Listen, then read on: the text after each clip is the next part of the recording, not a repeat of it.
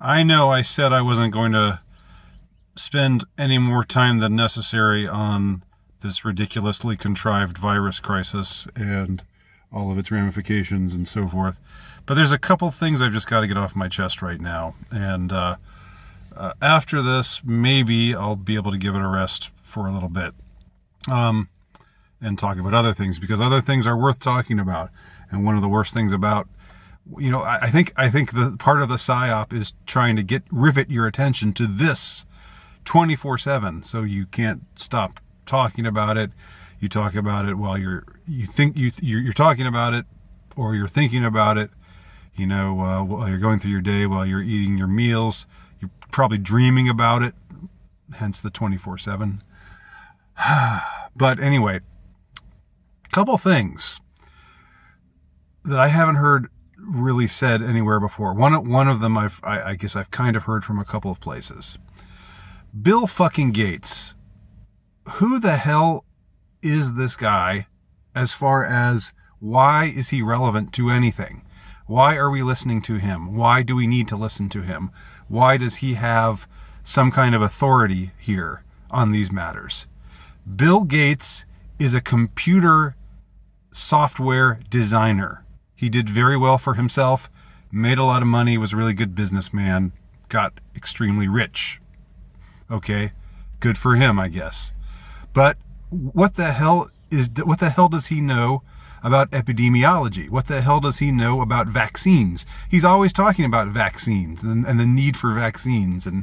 And what does he know about the lockdown and how much longer it should go? And why should we listen to him about any of that stuff? Just because he has a lot of money? Just because he has, a dubious set of friends, including Jeffrey fucking Epstein? Just because one of his employees was arrested for child porn? There's a lot of unsavory things about this man. I probably don't need to tell you that. But let's put all that aside. If I went up and I started telling everybody, here's what we've got to do with the quarantine, here's what we got to do, here's the story on vaccines and why they're so necessary, here's this, here's that, people would be saying, excuse me, Andy Nowicki? Your name's Andy Nowicki, right? Yeah, yes. Who exactly are you? Well, I worked as an English teacher for a little while. I did this and that. I've written some books and okay, but did you go to medical school? Well, no. What is your background in these subjects that you're spouting off on right now? Well, I don't really have a background in these subjects. I just happen to be really, really rich. Well, actually, I don't. I happen to be really, really poor. I'm the very opposite. I'm Bill Gates in reverse. I'm Gates Bill. But anyway, you see what I'm saying? Why is he being interviewed? Why is he being given attention? Why is he being given a position of authority? Who the hell is Bill Gates with respect to any of this that's happening? What authority is he even supposed to have? Now, I'm not saying you should even be deferential to people who have medical degrees and medical backgrounds. Obviously, a lot of them are full of BS, and obviously a lot of them are propounding big lies, and it's not like they're above scrutiny either, but at least they have a background in the subject matter. Bill Gates does not, and yet he's being interviewed everywhere. He's talking about this stuff everywhere. It's his baby, it's his project. I'm fucking sick of him. There's a scene in the South Park movie that repeats over and over in my head. I'm not going to recount it now, but I smile when I think about this particular scene in the South Park movie. And I'll leave it up to you to figure out which scene I'm talking about. So that's Bill Gates. Also, I want to just say one other thing, which is this. So now the template has been set. Now suddenly, because there's a virus out there, everything has been shut down. and people are told not to come within 6 feet of each other and to stay in their homes and blah, blah, blah. This will pass eventually, right? But then when another virus comes up, or when, say, there's a flu season that's really bad, or whatever, down the line, then are they going to expect us to do all this over again? Are they going to be asking this of us again? And will people do it again? Will people say hell no because that was ridiculous when you made us do it the first time? Or will they be just kind of acclimated to it, and they'll say, oh well, I guess I've just got to take my kid out of school and have him learn what he can at home online, and I guess I just can't leave my house for a little bit longer, and if I do leave my house, it's only for essential things. And is this going to become the new template? Even when this is over, is it really going to be over? I sure as hell am not going to go through this again. I refuse. I think it's way overblown, way over the top. I am done with it. I was done with it 2 weeks ago, 3 weeks ago. It's a virus that has a very small death rate. I've been through that enough times. I'm not going to go into that again. And now it's Holy Week, and our bishops have decided to to close down the churches and make the sacraments unavailable to the parishioners. What the hell kind of priorities is that?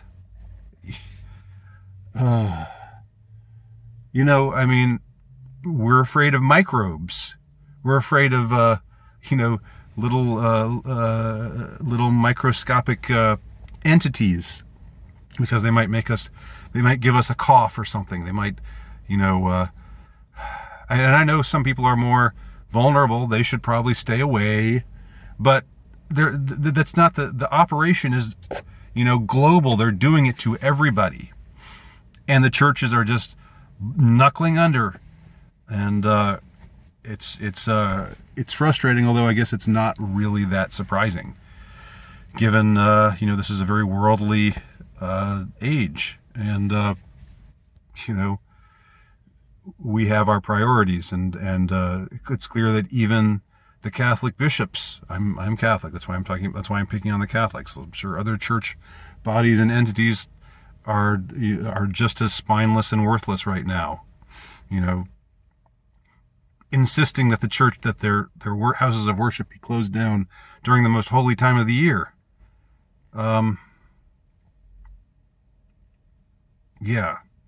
So those are, I kind of got off on a tangent there, but those are my two things. First of all, who the hell is Bill Gates to us, or us? who is to requote Hamlet? Who's Bill Gates to us that we should care about him? He's nobody.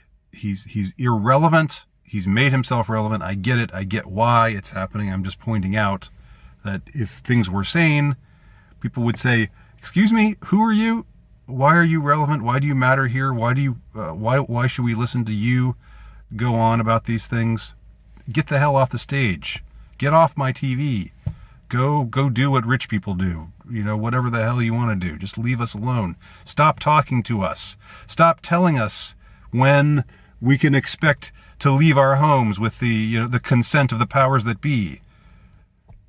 You should have no say over that. You do have no say over that.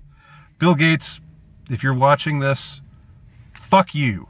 Fuck you. All right. I didn't expect I was going to go there, but that's number one. Fuck Bill Gates. Number two, are they going to be making us do this over and over and over again? Is this, once this is over, is it really even going to be over? Are these unprecedented things shutting down the economy everywhere, making people lose their jobs? Is that going to become the new normal? That's not going to be tenable. People aren't going to be able to live that way. Is that part of the point? Are they trying to break us down? I think that's a perfectly reasonable question. Some of you might think it's too conspiratorially minded, but I don't. I think that's a reasonable question to ask. So there you go. Anyway, now that I've gotten those things off of my chest, maybe I'll talk about some other things in the days ahead. By the way, those of you who are going to enroll in my online literature class, remember to have the first 3 books, the first 3 tablets of the Epic of Gilgamesh read by Tuesday. Our online class will be on Tuesday, 1 p.m. Eastern Standard Time. A donation will be solicited, will be appreciated, and that will not be demanded. But I do have a PayPal now that I will flash for the when that happens, when the class happens. So that's that. I'm done talking. Thanks for listening.